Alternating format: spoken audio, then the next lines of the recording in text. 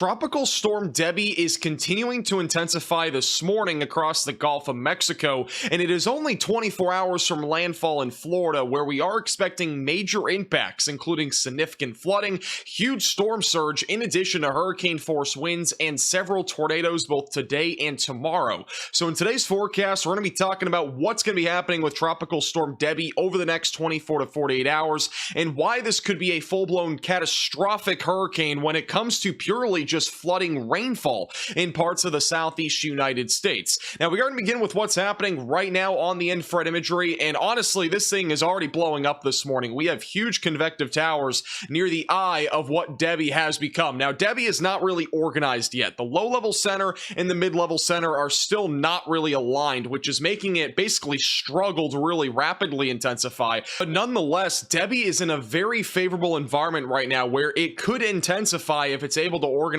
quick enough, but really the battle with this is going to be the time. We only have about 24 hours until landfall in Florida, so if it's able to get more organized, this could really become a pretty big storm when it comes to purely intensity as well. But for the time being, a lot of convection, very organized system when it just comes to thunderstorm activity. It is still trying to spin. Obviously, you can kind of see the spin a little bit, but obviously the convective tower is not really spinning around that low pressure center very well. As we go throughout the afternoon and evening, we're going to have to watch this very closely. I would expect us to be live at some point today, kind of give you an update or maybe even some coverage, so make sure that you are subscribed down below. But definitely an impressive storm. Some of the outer bands will be impacting central Florida throughout the morning, and eventually as we go into the afternoon and evening, we're going to start to see that tornado threat really start to ramp up. This is the latest National Hurricane Center update and track of what Debby is looking like. A couple of big notes, the first of which is that this has intensified further. It is a stronger tropical storm compared to earlier. We are now up to a 60-mile-per-hour tropical storm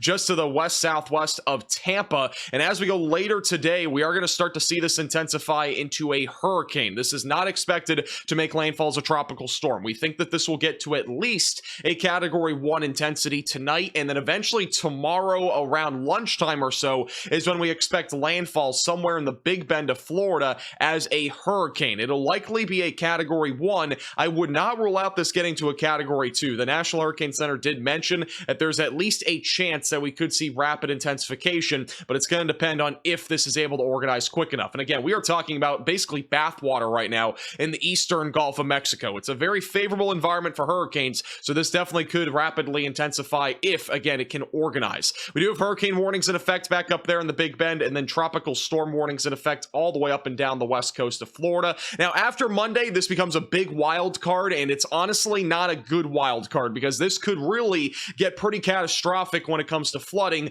Despite this likely only being a tropical storm after Monday, it is probably going to cause some very big issues, especially to the Carolinas and as well as Georgia. As of right now, there are tropical storm watches in effect, and then also we are looking at more than likely a re-entrance of this going into the Atlantic Ocean as we go into Wednesday, and then eventually it'll go back inland as a tropical storm. But we could see this loop back to the southwest. We also could just see this go back into the Atlantic Ocean and try to race off to the northeast. It's going to have a lot to do with steering, because we have a high pressure system out here to the west, high pressure system to the east. That's basically canceling out the steering winds, which is going to make this system much slower moving over the southeast. And notice how slowly it moves after Monday. Look at Tuesday through Friday. It barely moves anywhere. So that's something to keep in mind. And I do believe this will be a substantial flooding threat. Very easily could be catastrophic to some areas as well. This is what we're looking at in storm surge over the next really 24 to 48 hours, unless you're back up in the Carolinas or Georgia. That'll be a little bit later into the early week. Right now, we are looking at a peak of 6 to 10 feet of storm surge near the Osceola River and the Suwannee River. By the way, some people are asking, is this like something that is rare when it comes to a Category 1 hurricane? Not really, because the Big Bend is pretty prone to storm surge. So this isn't really shocking, to be honest. It is something that's a bit more common up that direction. Aside from that, though, we are still talking about 2 to 4 feet of storm surge near Tampa Bay and the Charlotte Harbor. That is because we'll have an offshore flow. Onshore flow, should keep things a little bit calmer back over in like the Panhandle, for example. Overall, not expecting nearly as much when it comes to storm surge anywhere west of the Indian Pass. So that's some good news there. Aside from that, though, we are still talking about significant storm surge there in the Big Bend. Here's one of the biggest concerns. It's going to be flooding. And again, this is a big forecast. It is a very important forecast to keep in mind because we could see, again, a catastrophic flooding event back near Savannah Savannah, Georgia, back into parts of southern South Carolina. It's going to depend a whole lot, though, on what's basically going to happen with the track of Debby. Right now, we are expecting some significant flooding back over in northern Florida tonight into tomorrow. Upwards of a foot of rain will be possible in some spots. Since this will be stalling somewhere up here in the Carolinas, we are likely going to see a jackpot pocket of upwards of 30 inches of rain somewhere in South Carolina or eastern Georgia. But right now, the general forecast is that we'll see between 10 to 20 inches of rain in that area. And then anywhere back over in North Carolina remains uncertain, as right now the impacts up in North Carolina might not be happening for another 4 to 5 days. It might be a little bit until we actually see something happening there. Now, the computer models actually are still all over the place. They've been changing a lot here over the last 24 hours. We are still expecting landfall near the Big Bend of Florida late tonight into early tomorrow morning, but after that it becomes pretty uncertain because you can see there are models going all over the place. You know, you have models going back here to the west towards the Gulf of Mexico. You have some that are just going to kind of sit up here in the Carolinas, and then they eventually get pulled by the jet stream as they move towards New England.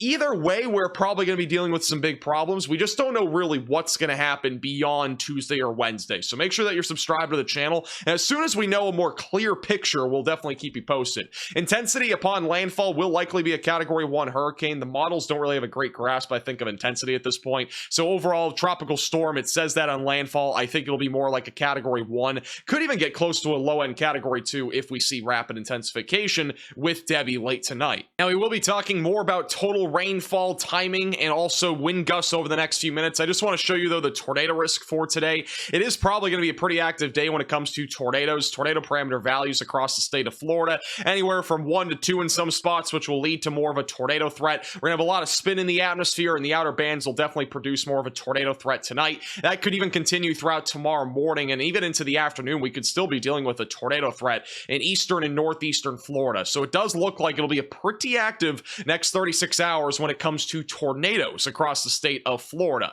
Here's the timing for today. So outer bands will continue in central Florida. These are the ones producing more of a tornado risk. So right around lunchtime and just after that, we'll continue to watch for a few tornadoes anywhere near and just south of Orlando. That threat will eventually move towards Daytona Beach, Palm Bay, and Port St. Lucie later this afternoon into the evening. That low pressure center will become more organized northwest of Tampa this evening. And eventually, as we go into the overnight hours, we'll continue to watch a tornado threat ramp up again in central Florida from Sarasota back near Daytona Beach. This is likely going to make landfall sometime tomorrow morning. We still don't have a great idea of when it will make landfall because this could slow down more than what the HRRR model is showing, but I do think this will make landfall sometime between 5 a.m. up until about 11 a.m. So we're going to try to be live for this. It's going to be very hard. It's a quick turnaround time. I try to make my sleep schedule better for this. I don't think it will be, but I'm trying to make it better so I can actually be live for this. So we'll see kind of what happens. Overall, it's kind of unfortunate timing because it's just going to probably be very early in the day, but we'll try to see what happens. Overall landfall, though, probably going to be sometime in right around sunrise or so,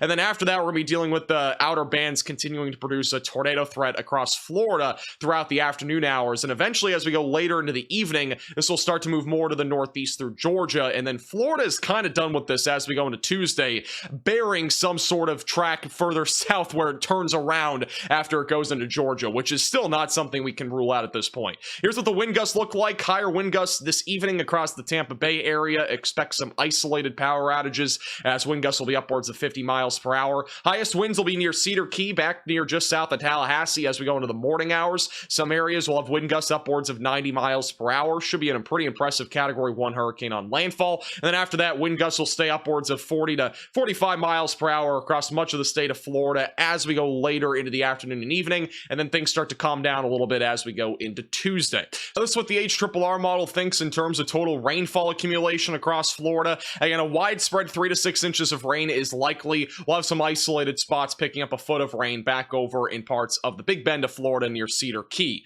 Now, beyond today and tomorrow, things become pretty uncertain. The European model has us staying onshore through Tuesday, briefly moves back over the Atlantic Ocean on Wednesday, which could lead to some intensification on Wednesday, and then it moves back inland on Thursday. But I just want to point out, this is one of many scenarios, and every scenario is basically basically different right now. So this definitely could change over the next 24 to 48 hours. So keep that in mind. This is what it shows in terms of total rainfall accumulation. If this scenario does pan out, and we'd be talking about significant flooding anywhere from northern Florida back into North Carolina. So make sure that you're getting ready if you're up in that area, especially for flooding rains, as that will likely be the biggest concern here. Storm surge along the immediate coast, and then some tropical storm force winds, which could lead to some power outages. Thank you so much for watching. Make sure to like the button down below and subscribe if you've not already.